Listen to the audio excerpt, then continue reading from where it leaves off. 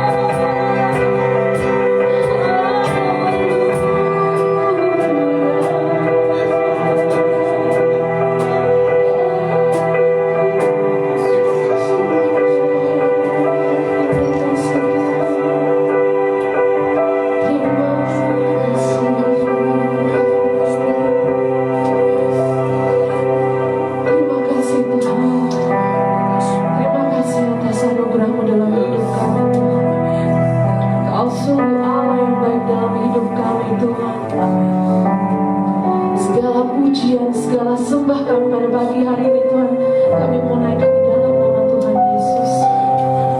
Urapi kami Bapa, setiap kami yang beribadah pada pagi hari ini Tuhan, biar kami benar-benar Tuhan memandang Engkau pada pagi hari ini Tuhan, fokus untuk memuji dan membesarkan nama-Mu ya Tuhan. Terima kasih Tuhan, kami serahkan ibadah kami Tuhan, dari awal pertengahan hingga akhirnya hanya di dalam kuasa Tuhan. Kami percaya Tuhan, Kau yang akan mengurapi setiap kami Tuhan, akan mengurapi setiap hati dan pikiran kami Tuhan, untuk dapat menerima Engkau hadir Tuhan dalam hidup kami. Terima kasih Tuhan. Setelah kami akan memuji memuliakan nama-Mu Tuhan, siapkan hati kami Tuhan, biar kami dapat memberi yang terbaik Tuhan dalam hidup kami. Terima kasih Tuhan, kami serahkan doa dan ibadah kami hanya di dalam nama Tuhan Yesus. Haleluya. Amin. Masih ada sukacita bagi hari ini? Amin. Kita akan terus menaikkan syukur kita pada Tuhan melalui puji-pujian kita pada pagi hari ini. Haleluya. Karena kasih Tuhan yang begitu besar, lebih kuat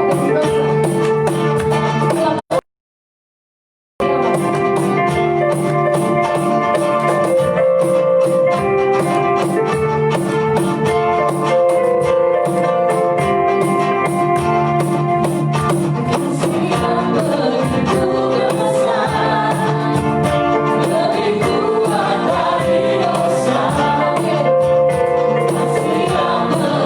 Bukan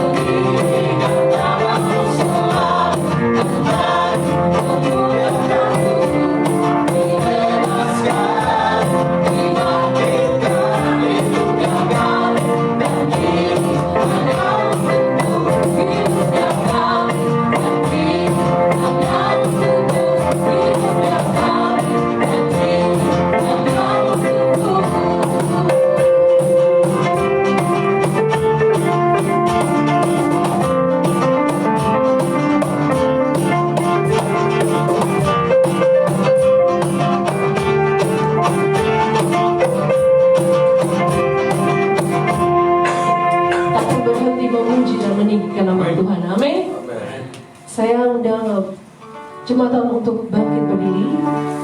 Kita akan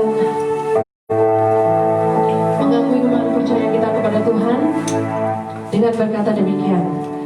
Aku percaya kepada Allah, Bapa yang Maha Kuasa, Halik langit dan bumi, dan kepada Yesus Kristus, anaknya yang tunggal Tuhan kita, yang dikandung dari Roh Kudus, lahir dari anak darah Maria, yang menderita susah di bawah pemerintahan Pontius Pilatus, disalibkan, mati dan dikuburkan, turun ke dalam kerajaan maut. Pada hari yang ketiga, bangkit pula dari antara orang mati, naik ke surga, duduk di sebelah kanan Allah, Bapa yang Maha Kuasa, dan dari sana Ia akan datang untuk menghakimi orang yang hidup dan yang mati. Aku percaya kepada Roh Kudus, Gereja yang kudus dan am, persekutuan Orang Kudus, pengampunan dosa, kebangkitan daging, dan hidup yang kekal. Saya persilakan duduk kembali. Kita akan menyiapkan hati kita untuk menerima kebenaran firman Tuhan.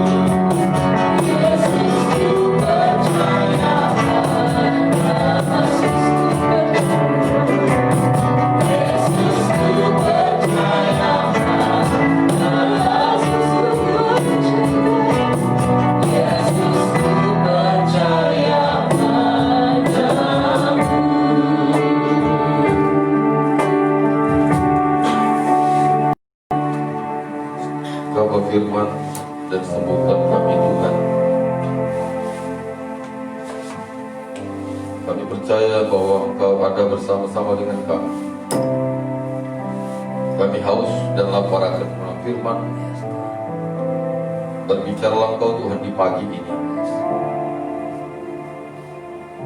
Biarlah kami boleh diteduhkan dan diteguhkan oleh firman, sehingga kami disebut sebagai murid-murid Kristus yang sejati dan hidup di dalam kebenaran, bukan hidup di dalam pembenaran diri pribadi.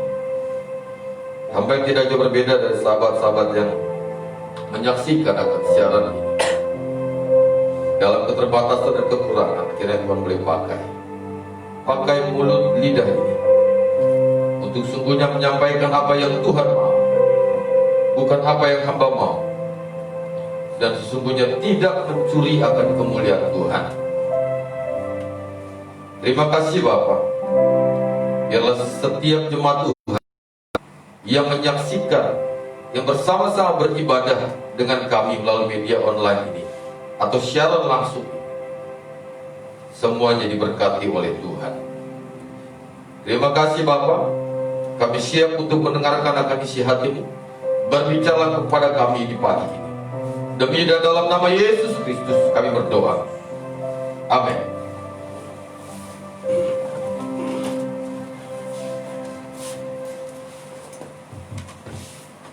Shalom saudara. Puji Tuhan ya. Sekali lagi kita bersyukur untuk kebaikan Tuhan di minggu pertama bulan ke-8, bahwa 8 atau masuk ke bulan 8 ini Tuhan masih pelihara kita. Amin. Tuhan masih pelihara saudara, masih menjaga kita dalam kondisi apapun. Dia tidak pernah meninggalkan kita berjalan sendirian. Sekalipun kita tahu bahwa bulan-bulan ini seringkali membuat kita merasa gelisah, merasa khawatir, merasa takut, merasa cemas akibat kondisi atau situasi COVID ini belum berakhir. Tetapi sebagai anak Tuhan, kita tidak perlu takut. Karena apa saudara? Karena masih ada Yesus. Ketika saya berbicara atau sering kali berbicara masih ada Yesus, berarti masih ada harapan, masih ada jawaban. Secara manusia mungkin kita berpikir, sampai kapan situasi ini akan berakhir? Tetapi saya selalu percaya bahwa janji Tuhan, Tuhan akan memakai setiap orang-orang hebat, orang-orang berhikmat untuk boleh menyelesaikan akan persoalan. Oleh sebab itu, dimanapun saudara berada, tetaplah bersandar kepada Tuhan, bersandar kepada firman Tuhan, bukan bersandar kepada pengertian sendiri. Saudara dikasih Tuhan, puji Tuhan, jikalau renungan atau khotbah, tema khotbah di pagi ini yang menjadi perenungan bagi kita, yaitu hidup di tengah-tengah masyarakat yang pluralis. Sekali lagi, hidup di tengah-tengah masyarakat yang pluralis. Mari kita buka firman Tuhan satu ayat saja di dalam Lukas pasal 10 ayat 33.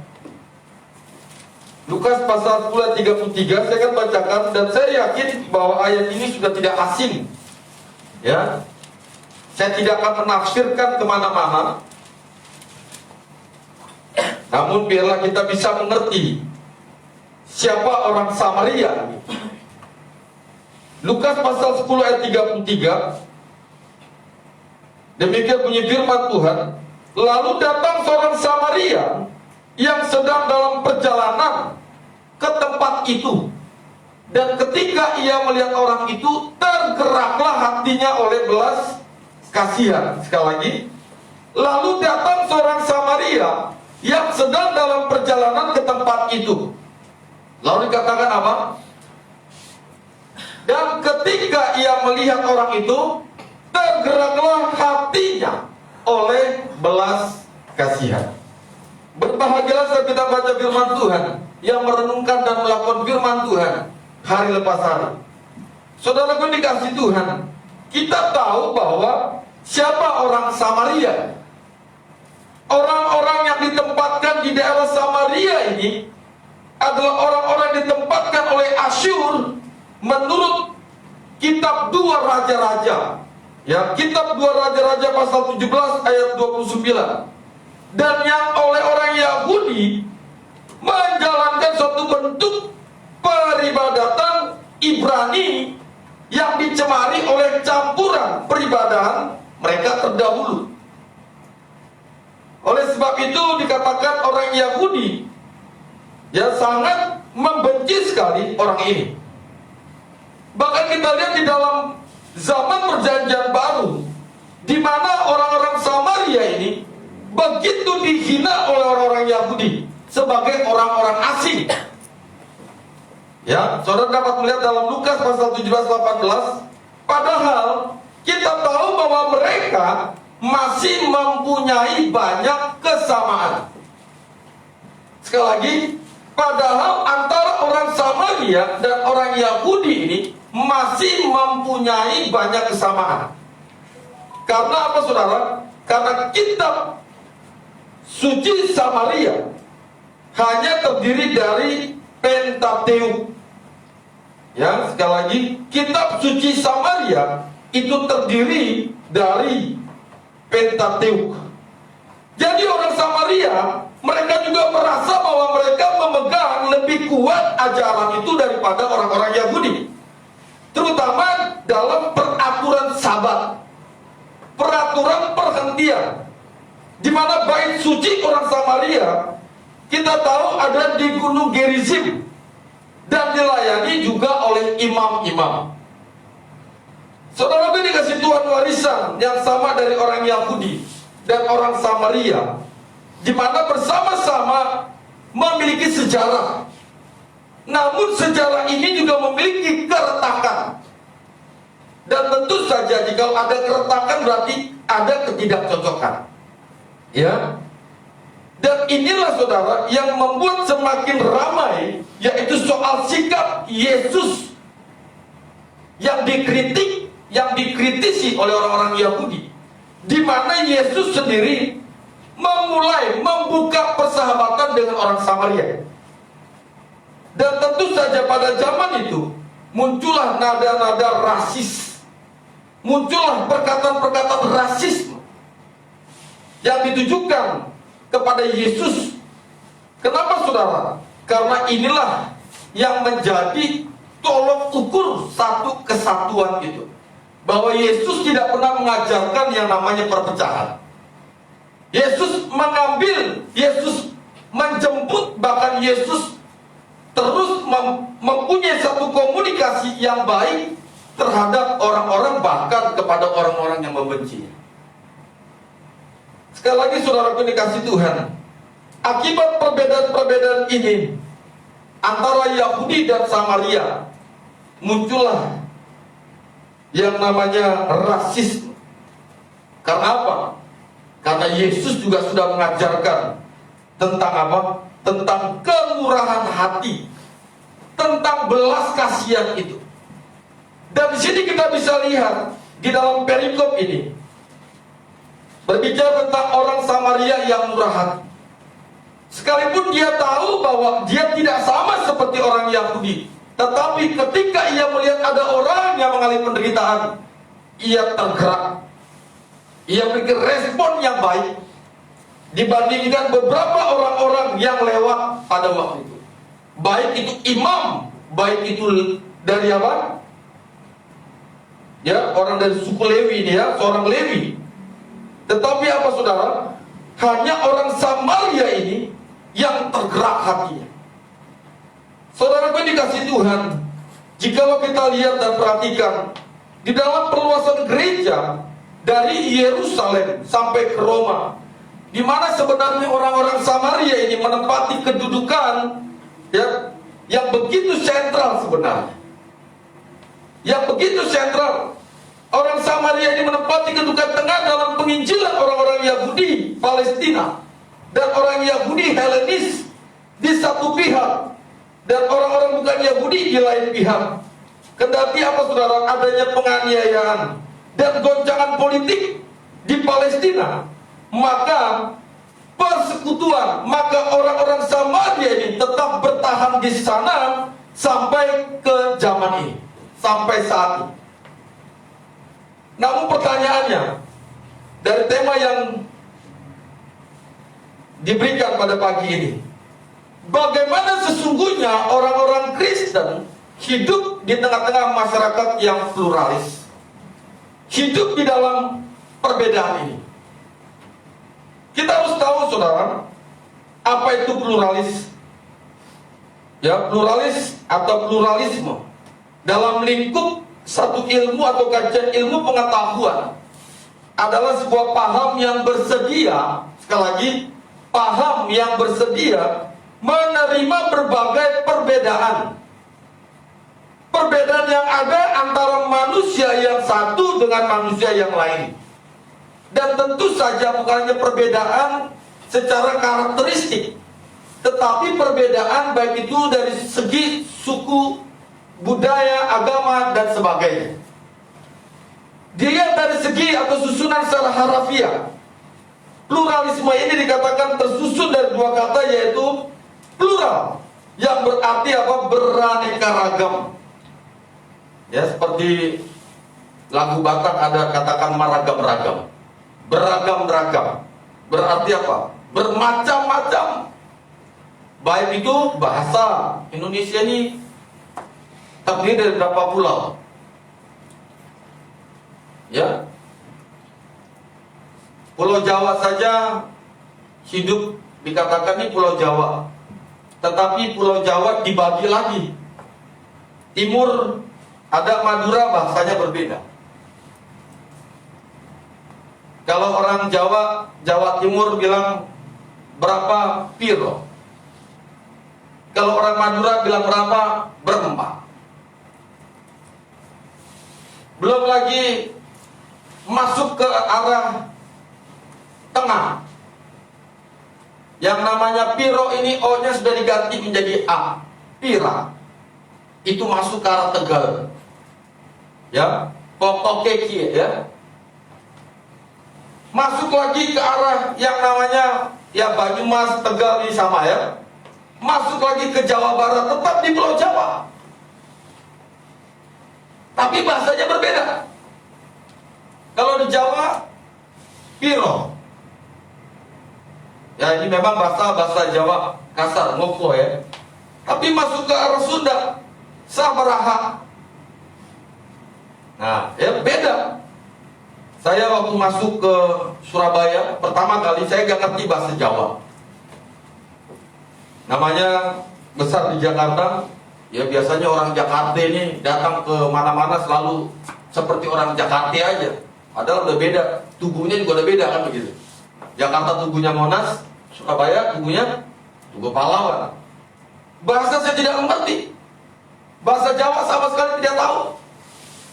Walaupun mungkin ada teman-teman yang suka ngerjain, ya dikasih bahasa-bahasa yang ya menurut mereka lucu, tapi bagi saya itu bahasa yang tidak baik. Namanya tidak mengerti, gitu. Tapi ya mau bagaimana lagi?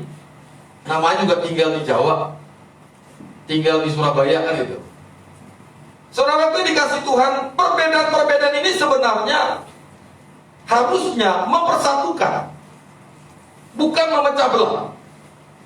Oleh sebab itu, ketika kita bicara tentang plural, ya beraneka ragam, dan isma ini adalah paham, berarti sebuah paham yang bersedia sekali lagi menerima berbagai perbedaan yang ada antar manusia satu dengan yang lain.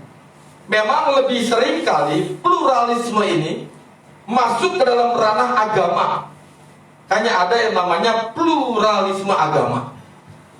Saudara dikasih Tuhan di Indonesia, tentu saja kesadaran akan pluralisme ini sangatlah penting. Sekali lagi di bangsa ini berbicara tentang paham keberagaman ini sangat penting sekali. Karena apa? Karena jika kalau kita tidak memahami adat istiadat seseorang, atau kita tidak memahami orang lain, maka tentu saja sekali lagi saya katakan akan muncul yang namanya konflik. Jangan sampai terjadi seperti yang namanya apa? Tolikara ya dulu ya. Muncul persoalan-persoalan di Papua, persoalan-persoalan di Poso, persoalan-persoalan di Ambon. Ini bicara tentang apa? Sebenarnya sesuatu hal yang dimunculkan untuk menghancurkan keberagaman ini. Padahal Indonesia ini dibangun, Indonesia boleh berdiri kurang lebih berapa tahun sekarang? 75 tahun Indonesia sudah merdeka. Betul? Dibangun dengan air mata, saudara. Dibangun dengan perjuangan yang gigih. Bahkan dibangun dengan darah. Sekali lagi, kita sebagai bangsa Indonesia harus bersyukur jikalau dari Sabang sampai Merauke, dari Pulau Nyanga sampai Rote ini bisa disatukan. Makanya bangsa-bangsa yang lain sangat takut kepada bangsa Indonesia sebenarnya.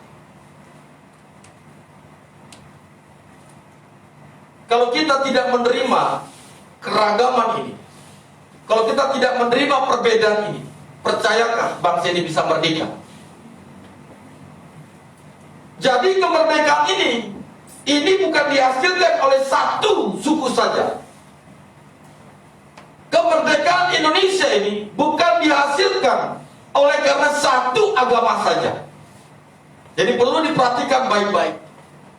Tidak ada orang yang bisa mengatakan bahwa bangsa ini merdeka hanya karena satu agama. Tetapi bangsa ini merdeka itu karena adanya kesatuan, adanya perpaduan ini. Agama yang satu dengan agama yang lain, suku yang satu dengan suku yang lain. Kalau kita dulu tidak menerima perbedaan-perbedaan itu, tentu Indonesia tidak akan ada. Tidak akan ada. Oleh sebab itu, sebagai orang Kristen, kita harus menyikapi akan paham ini, sudah. Jangan sampai ada perbedaan-perbedaan. Jangan sampai ada diskriminasi. Jangan sampai ada rasisme. Karena ini sangat melukai hati Tuhan. Sekali lagi, di Indonesia, kesadaran akan pluralisme ini sangatlah penting. Mengingat masyarakat sangat beragam dari berbagai aspek.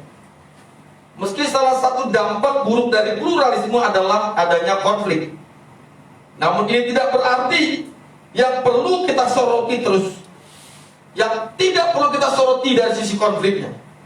Tetapi yang perlu kita soroti adalah dari sisi keberagaman itu. Keberagaman yang nyata dan harus disikapi dengan tenang, dan juga disikapi dengan bijaksana. Melalui apa, saudara? Melalui pemahaman yang baik akan pluralisme. Memang kita tahu bahwa pandangan daripada pluralisme ini, atau paham daripada keberagaman ini, mereka selalu berkata bahwa semua pandangan benar. Jikalau semua pandangan benar, tentu saja saya katakan tidak ada yang benar.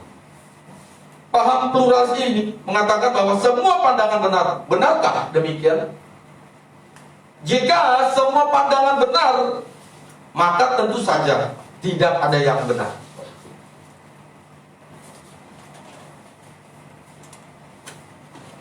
Saudara yang dikasihi Tuhan, tentu kita pernah ingat dengan semboyan bangsa kita. Masih ingat dong? Jangan sampai kita lupa dengan semboyan di bangsa ini. Semboyan kita apa? Bhinneka Tunggal Ika. Artinya adalah berbeda-beda tetapi satu jua. Saudaraku yang dikasihi Tuhan, semboyan ini menggambarkan keberadaan bangsa kita. Ya.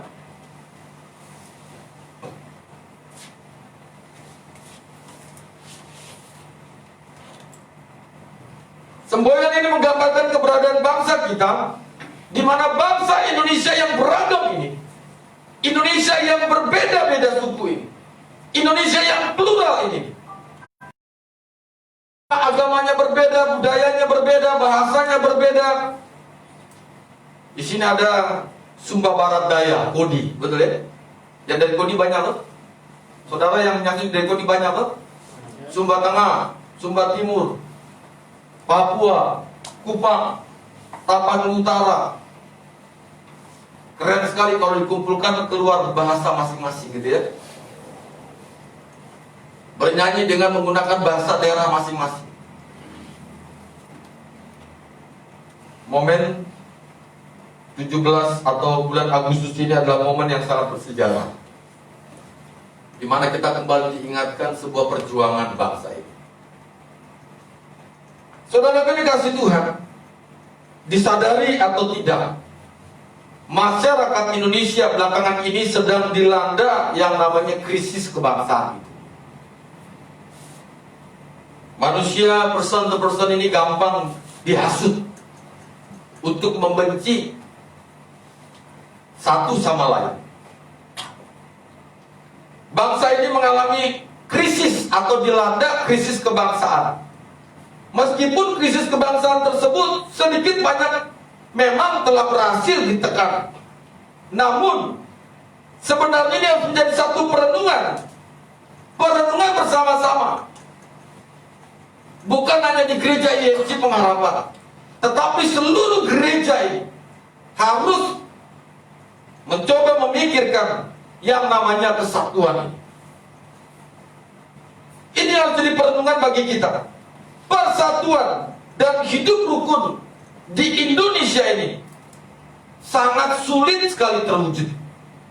Kenapa? Jika bangsa ini tidak menyepakati suatu unsur atau landasan sebagai falsafah hidup berbangsa dan bernegara, maka saya mengatakan sekali lagi, bangsa ini tidak akan berdiri dengan baik. Saudara dikasih Tuhan, di tengah-tengah kemajemukan masyarakat dunia ini, di tengah-tengah kemajemukan masyarakat di bangsa ini, maka kita tidak bisa memungkiri adanya perbedaan-perbedaan tersebut. Perbedaan antara suku, perbedaan antara yang satu dengan yang lain. Keragaman dan perbedaan-perbedaan itulah yang kita sebut sampai saat ini dengan istilah pluralisme. Perbedaan masing-masing agama ini juga sering kali terjadi, dan saling mengklaim bahwa kebenaran serta kemutlakan tiap-tiap agama sering kali menimbulkan gesekan-gesekan. Yang satu menganggap paling benar, yang satu menganggap paling benar. Dan inilah yang sering terjadi dan sangat-sangat keras terjadi di masyarakat itu. Kekristenan harus menjadi berkat. Amin. Di tengah-tengah kemajemukan ini, di tengah-tengah pluralis ini, kekristenan harus muncul menjadi berkat bagi banyak orang. Kita tahu bahwa akibat kesombongan, akibat dosa manusia ini memunculkan begitu banyak perbedaan-perbedaan, menghancurkan yang namanya kasih. Sedangkan Tuhan Allah ketika menciptakan dunia ini, bahkan menciptakan manusia, sebelum manusia jatuh ke dalam dosa, Tuhan sudah menyatakan kasih-Nya yang begitu besar. Kita tidak usah bicara tentang suku, agama, dan lain sebagainya. Bicara tentang penciptaan saja, ini sudah beraneka ragam. Tuhan tidak pernah menciptakan yang namanya Siti dengan Siti, Eva dengan Eva, Via dengan Via, perempuan dengan perempuan, tidak ada. Tapi Tuhan menciptakan laki-laki dan perempuan. Tuhan ingin mengajarkan setiap manusia untuk mengerti dan menerima perbedaan itu. Walaupun kita tahu bahwa Memang tidak tercatat di dalam Alkitab, ya. Waktu Adam diciptakan, Hawa diciptakan, lalu mereka bilang, apa itu? Nggak begitu. Ih, aku malu. Nggak begitu. Disitulah kita harus belajar dan mengerti bahwa Tuhan sudah memulai memberikan edukasi itu, pengajaran ini.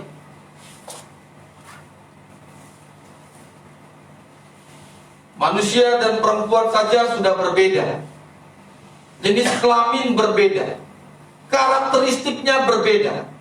Cara berpakaiannya saja berbeda. Bayangkan laki-laki yang berdandan atau berpakaian ala wanita, apa dikatakan? Laki-laki berpakaian perempuan bukan tomboy. Walaupun Tuhan tidak pernah menciptakan banci. Betul kan?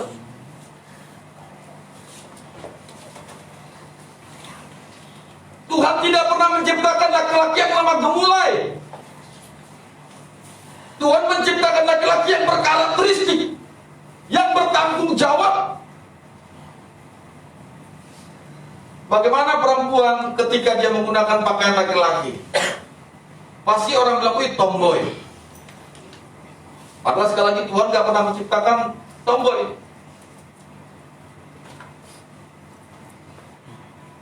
Simpel, saudara, sederhana sekali. Disinilah Tuhan mengajarkan kita. Kita harus menghargai perbedaan. Jangan sampai muncul yang namanya peta konflik.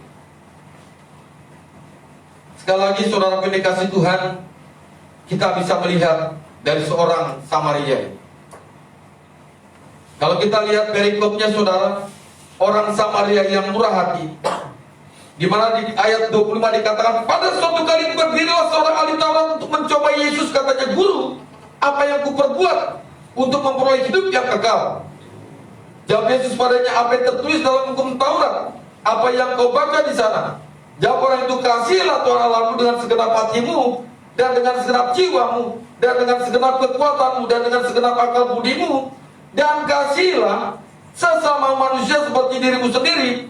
Sampai kepada 28 kata-kata Yesus kepada yang jawabmu itu benar. Perbuatlah demikian, maka kau akan hidup. Tapi kita melihat rangkaian daripada nats ini, saudara. Yang dimunculkan adalah seorang Samaria yang sekali lagi memiliki budaya yang berbeda dari orang-orang Yahudi, memiliki cara pandang terhadap Allah yang berbeda dengan orang-orang atau suku Lewi ini, atau seorang Lewi ini, dan juga seorang imam. Tetapi yang perlu kita soroti adalah kembali lagi bahwa orang Samaria ini orang yang hidup sebenarnya di daerah atau ditempatkan di daerah oleh orang Asyur ini. Inilah orang-orang yang sebenarnya, saudara, memiliki perbedaan-perbedaan yang besar, namun Tuhan tidak pernah membuat perbedaan itu. Jadi sekali lagi, bagaimana seorang yang berbeda budaya, berbeda agama, ini lebih dahulu memperhatikan orang lain. Saudara pun dikasih Tuhan sebagai orang Kristen di tengah-tengah masyarakat yang pluralis ini, yang Tuhan mau adalah kita mau menjadi berkat. Kita mau hidup terus di dalam kebenaran itu. Kita mau mengasihi sesama kita. Karena apa? Karena tentu saja sekali lagi, jikalau kita tidak hidup di dalam kasih, jikalau kita hidup dalam perbedaan-perbedaan, tentu saja tidak akan lama muncullah yang namanya kehancuran. Oleh sebab itu, saya sebagai seorang hamba Tuhan mengingatkan kepada kita semua, sebagai seorang atau orang-orang yang sudah ditebus, orang-orang yang sudah dimerdekakan, yang tinggal di tengah-tengah bangsa ini, mari kita harus menghargai perbedaan itu. Kita harus menghormati perbedaan itu. Jangan sampai karena perbedaan-perbedaan ini muncul persoalan baru, muncul konflik-konflik baru. Tetapi biarlah melalui perbedaan ini antara satu dengan yang lain muncul juga yang namanya kesatuan. Bagaimana caranya? Belajarlah seperti seorang Samaria. Jadilah teladan. Jadilah berkat bagi sesama manusia. Meskipun apa saudara? Meskipun kita berbeda suku, kita berbeda ras, kita berbeda golongan, kita berbeda bahasa maupun agama, yang paling penting adalah agar ini bisa bersatu, yaitu kasih Kristus diwujud nyatakan di tengah-tengah kehidupan kita. Tuhan Yesus memberkati. Kita berdoa. Bapa, kami sungguh bersyukur untuk kebaikan-Mu. Kami percaya bahwa Tuhan terus menolong kami di tengah-tengah perbedaan-perbedaan yang kami miliki. Tidak membuat kami menjadi jauh antara satu dengan yang lain. Biarlah kami terus menghidupi akan firman-Mu ini, Tuhan. Terima kasih Bapa di surga. Sebentar kami akan bersemeja dengan Tuhan. Kami akan menikmati perjamuan dan kami kembali merenungkan akan kebaikan. Pimpin kami Bapa, sehingga kami boleh menerima perjamuan dengan baik, benar, dan penuh rasa hormat di hadapan Tuhan. Terima kasih Bapa. Kami mengucap syukur di dalam nama Tuhan Yesus Kristus. Kami berdoa. Haleluya. Amin.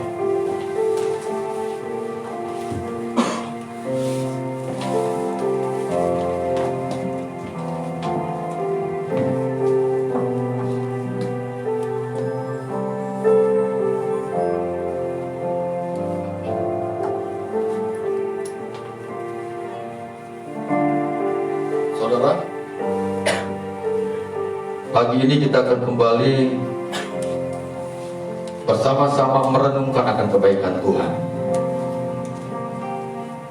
Kita tahu bahwa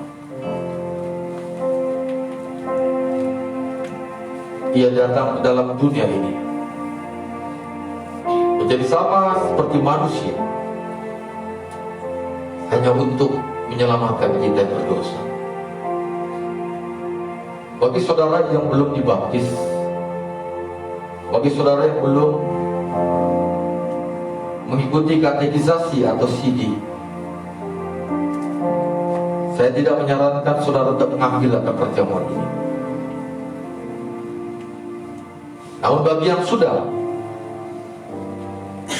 silakan saudara bisa ambil perjamuan ini.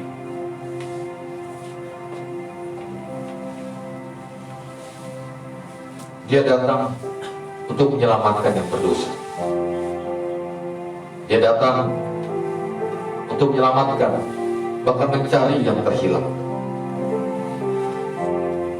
Saudara, saya berikan kesempatan buat saudara untuk berdoa di hadapan Tuhan.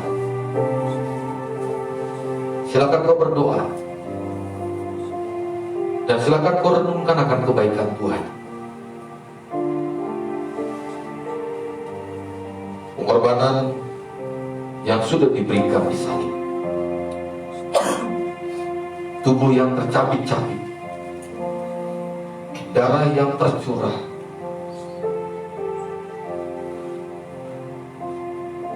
dan dia berkata, "Tetelestai,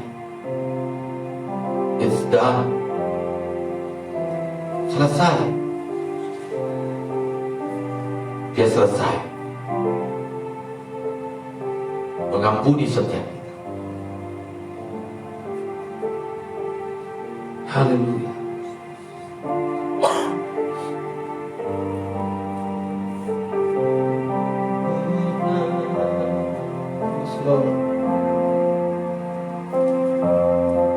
Sambil WL menyanyikan pujian ini, saya undang setiap saudara untuk bangkit berdiri. Saudara di rumah untuk bangkit berdiri.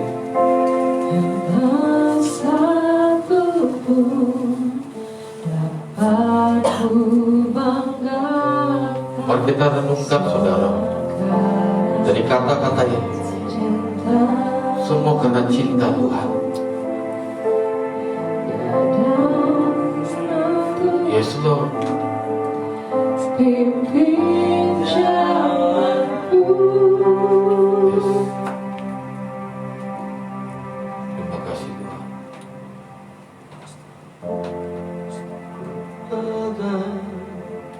Erat tanganku, hujan dapat hidup di luar kasih-Mu, Bapa. Amen.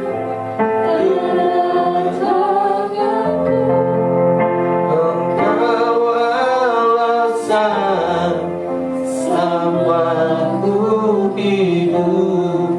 Kasih-Mu memulihkan hidupku, kuasa-Mu membangkitkan. Kasih-Mu memulihkan hidupku, kuasa-Mu membangkitkan rohku. Darah-Mu telah tercurah bagiku, pengorbananmu sempurna. Kasih-Mu memulihkan hidupku, kuasa-Mu membangkitkan rohku.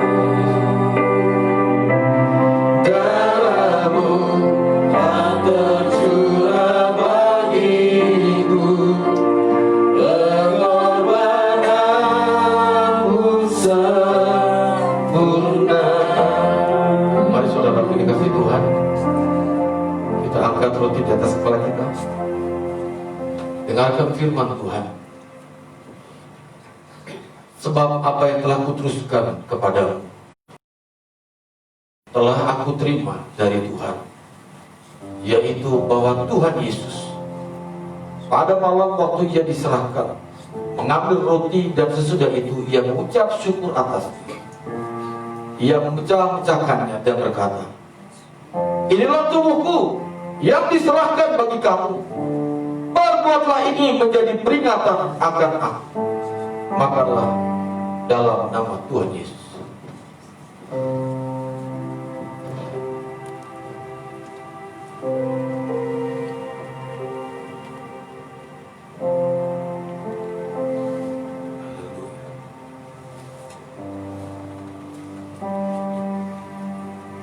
Mari kita angkat cawan kita, saudara.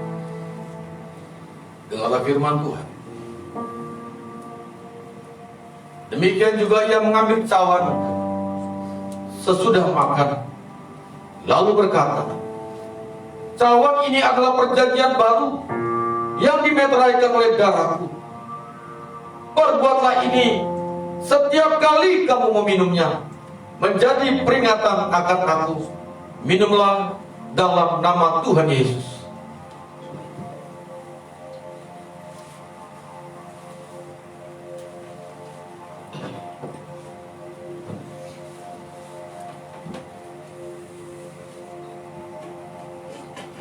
Bapak Ayub berdoa. Kita berdoa. Bapa di surga, kami sangat Yes, bersyukur ya Tuhan, kami bisa menerima roti dan anggur pada hari ini ya Tuhan. Kami bisa duduk semeja bersama dengan Tuhan untuk memperingati apa yang sudah Tuhan lakukan bagi kami. Terima kasih ya Tuhan. Biarlah kami tetap bisa memaknai hidup kami, tetap melakukan yang terbaik bagi-Mu ya Tuhan, karena Engkau sudah melakukan yang terbaik bagi kami. Terima kasih Bapa di surga, di dalam nama Tuhan Yesus Kristus, Allah kami yang hidup. Amin. Amin. Memulihkan Hidupku, kuasa-Mu membangkitkan rohku. Darah-Mu telah tercurah bagiku, Silakan duduk. pengorbananmu sempurna. Kasih-Mu memulihkan hidupku,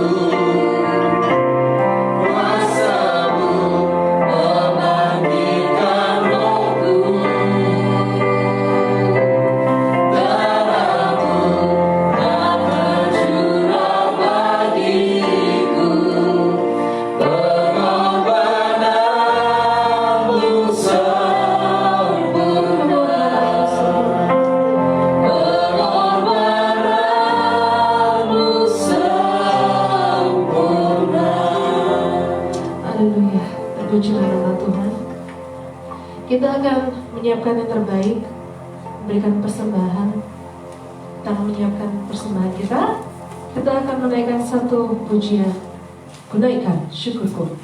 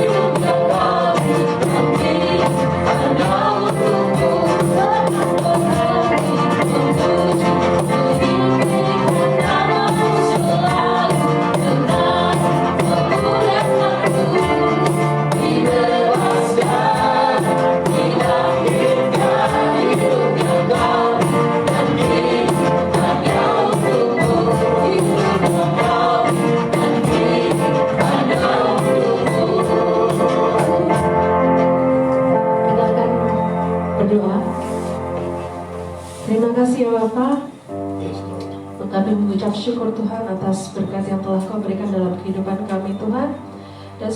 Dan saat ini Tuhan kami telah memberikan yang terbaik Tuhan, bagi kemuliaan nama-Mu saja ya Bapa. Biarlah apa yang Kau persembahkan ini Tuhan boleh berkenan di hadapan-Mu. Berkati tangan-tangan yang telah memberi semuanya bagi kemuliaan-Mu. Dalam nama Yesus kami berdoa. Amin.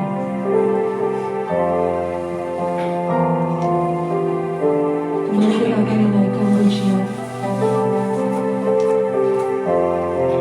Kami hidup oleh anugerah-Mu Tuhan. Yang terbaik kami terima dari-Mu.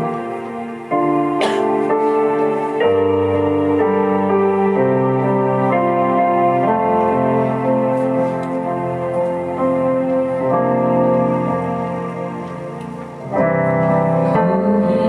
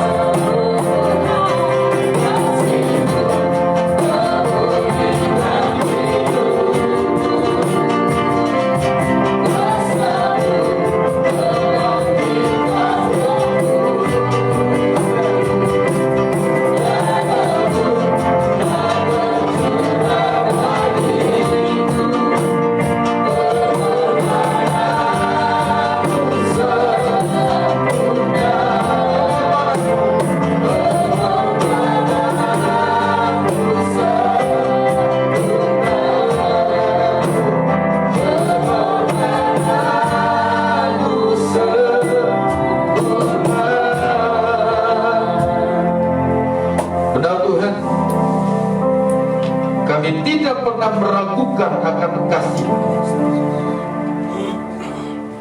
Bukti kasih dan karya salib-Mu sudah kami rasakan, dan kami sudah menikmatinya hingga detik ini. Engkau sudah mati menggantikan hidup kami. Oleh sebab itu, tidak ada alasan sedikit pun untuk kami tidak bersyukur kepada Tuhan. Kami sungguh bersyukur Engkau sudah memulihkan kehidupan kami. Engkau membangkitkan kembali roh kami. Darah-Mu sudah dicurahkan. Pengorbanan-Mu Tuhan sungguh nyata, sungguh sempurna bagi setiap kami. Bapa, kami berdoa memohon akan belas kasihan Tuhan bagi bangsa kami. Kami rindu Indonesia dipulihkan dari sektor ekonomi, politik, sosial, budaya, sehingga bangsa ini Tuhan boleh menjadi bangsa yang sungguh-sungguh diberkati dan takut akan Tuhan.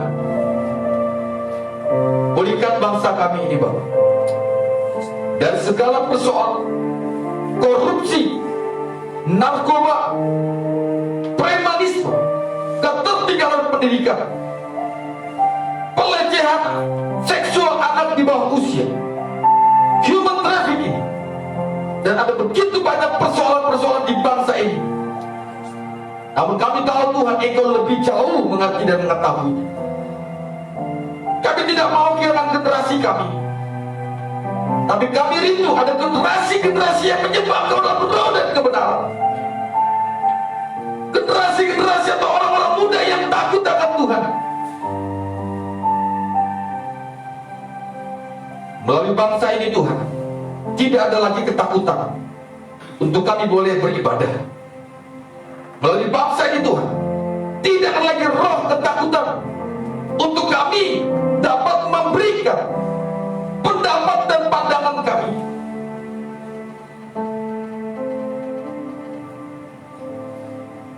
Berkati bangsa kami. Bahkan Tuhan, di tengah-tengah situasi yang tidak menentu ini, akibat daripada COVID-19 ini, perdagangan menjadi lesu. Para bisnismen, pengusaha-pengusaha terjun bebas. Ekonomi di bangsa kami carut marut. Namun kami percaya masih ada Yesus, masih ada jawaban.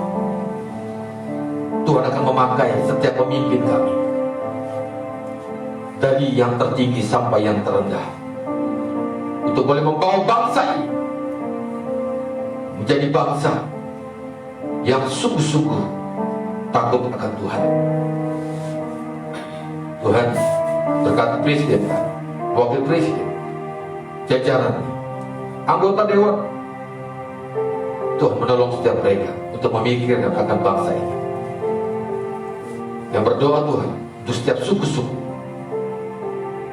dari pulau, bahkan dari Aceh sampai Merauke, dari Pulau Miangas sampai Rote. Tuhan memberkati setiap para pemimpin-pemimpin yang ada, sehingga mereka juga boleh membawa setiap daerah-daerah ini menjadi daerah yang sungguh-sungguh mempermuliakan Tuhan. Tuhan, kami juga berdoa untuk setiap gereja-gereja yang saat ini masih beribadah online. Kami percaya, kami tetap bersabar menantikan akan janji Tuhan. Sampai tiba waktunya, kami akan kembali beribadah dan kembali berjumpa dengan setiap jemaat Tuhan. Karena setiap kerinduan ini Tuhan, yang sudah Tuhan berikan di hati kami masing-masing, kerinduan untuk kami bersama-sama untuk mempermuliakan Tuhan. Saya juga berdoa untuk gereja-gereja yang sudah menjalankan ibadah offline saat ini, sudah menjalankan ibadah seperti biasa dengan protokol yang ada. Kiranya Tuhan memberkati setiap para pengurus gereja, hamba-hamba Tuhan, dijauhkan dari persoalan, dijauhkan dari wabah ini. Terima kasih.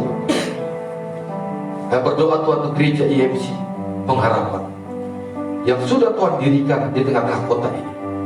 Kami percaya segala sesuatu tidak ada yang kebetulan dalam Tuhan. Kami juga berdoa Tuhan untuk setiap para hamba-hamba yang melayani tempat ini. Tuhan boleh pakai setiap hamba-hamba Tuhan. Begitu guru Injil Desa, guru Injil Ayu, guru Injil Kara, guru Injil Krishna Dua. Tuhan boleh pakai hamba-hamba ini untuk terus menyatakan kebaikan Tuhan melalui pengajaran firman.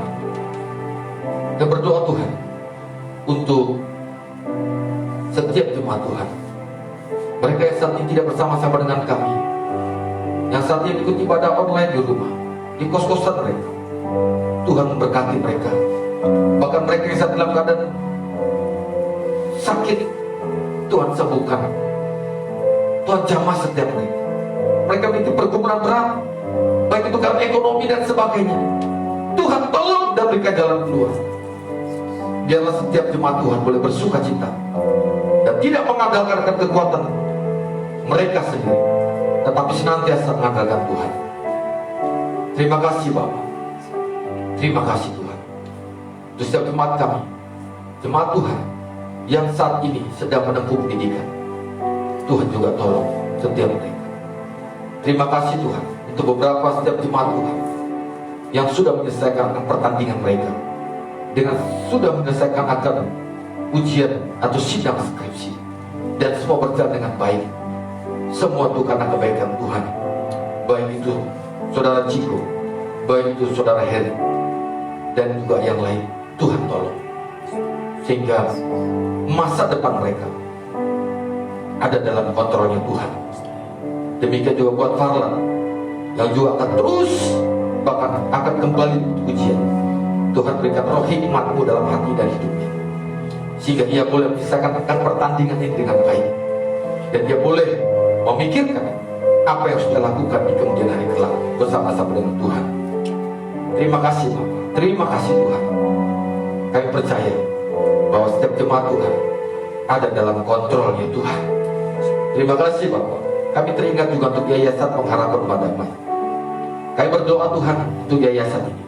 Kami bersyukur di setiap orang-orang yang mencintai Tuhan, yang terus mendukung akan pelayanan kami di tempat ini.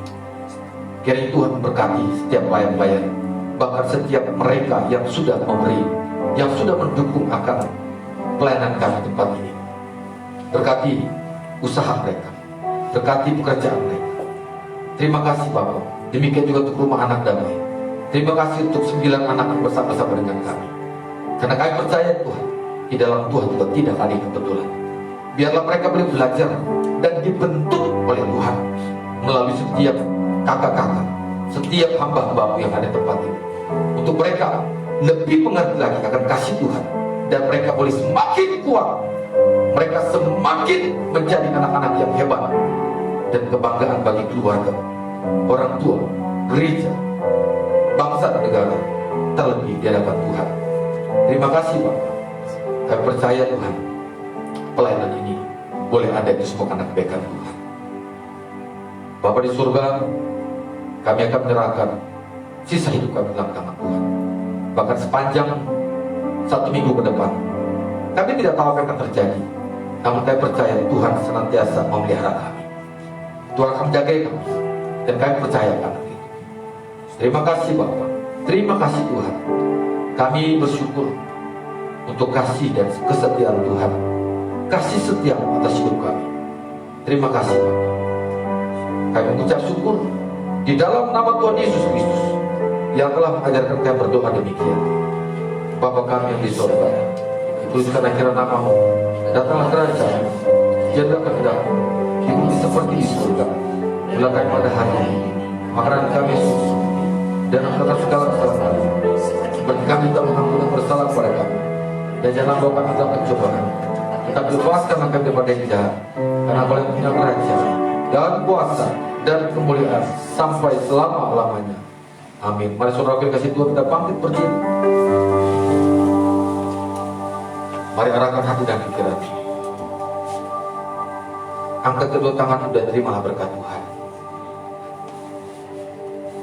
Damai sejahtera dari Allah Bapa, cinta kasih dari Tuhan kita Yesus Kristus, persekutuan Allah Roh Kudus yang menyertai,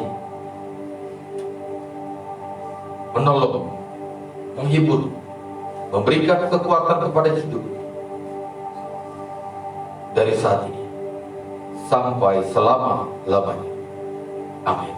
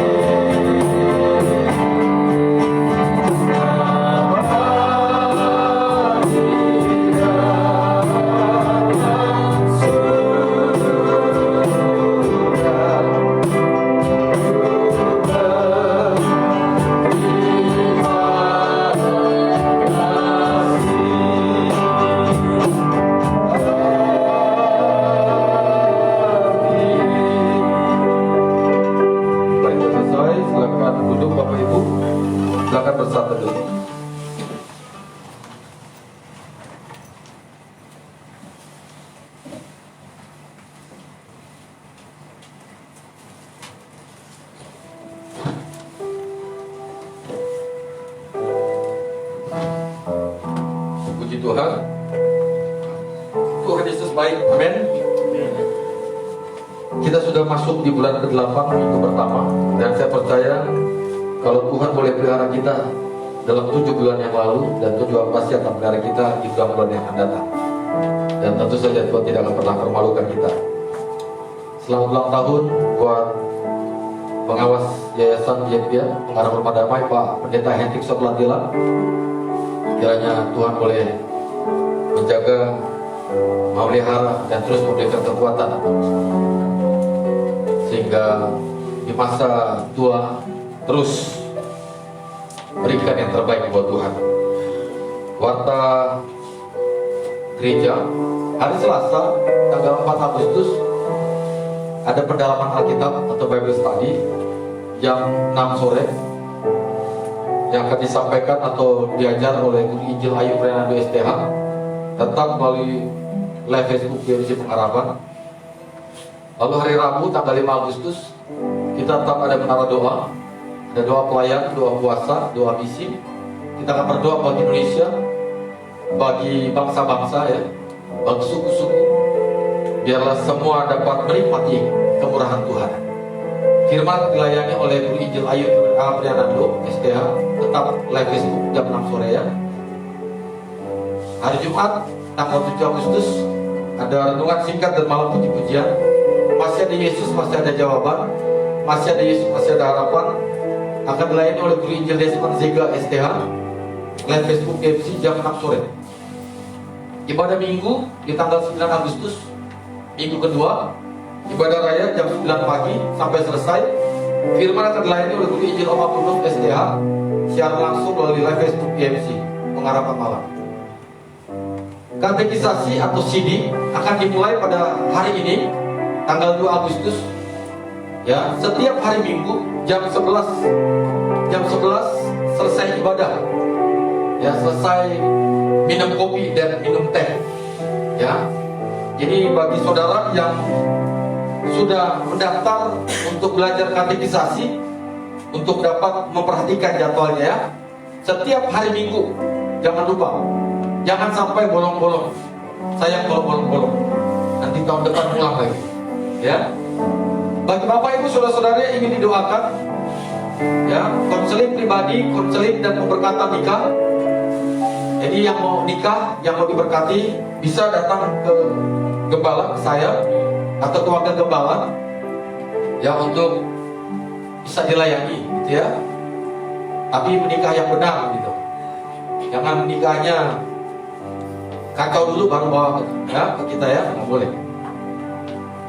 Konseling dan pemberkatan nikah, katekisasi, baptisan, pelayanan kedukaan bisa menghubungi di nomor 0812 081 326 483 348 ya, nomor telepon dari sekretariat GMC. Silakan dicatat Bapak Ibu yang di rumah, dan kalau bisa silakan di tambah pertemanan ya di Facebook IMC Pengharapan atau di komen juga bisa ya. Doakan kami yang akan bertolak besok pagi ke Jakarta, ya kiranya Tuhan boleh menolong memimpin kami untuk kami boleh melayani Tuhan selama kurang lebih 1 minggu di sana. Sekian waktu Tuhan Yesus memberkati. Shalom.